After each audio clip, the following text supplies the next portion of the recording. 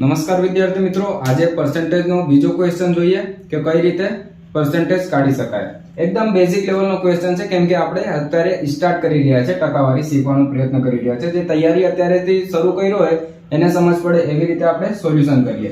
તો ક્વેશ્ચન શું કહે છે કે રામનું જે વેતન છે એ 630 થી વધીને 700 થઈ જાય છે। પહેલા રામનું વેતન કેટલો હતો? 630, વધીને કેટલો થઈ ગયો? 700। હવે વધારા કેટલાનો થયો? 70 નો। હવે કોના ઉપર થયો? તો બસ આ જોવાનું, વધારા થયો કેટલાનો થયો? 70 નો। કોના ઉપર થયો?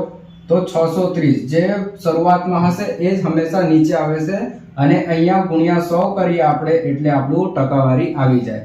હવે જે કપાય એને કાપી દેવાનું, 0 થી 1 0 ગયો, આ 7 થી 7 એકા 7 અને 7 નવા 63।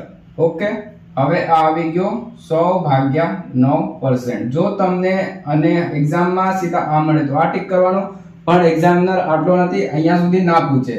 આની ફ્રેક્શન વેલ્યુ કઈ રીતે કાઢીએ આપણે?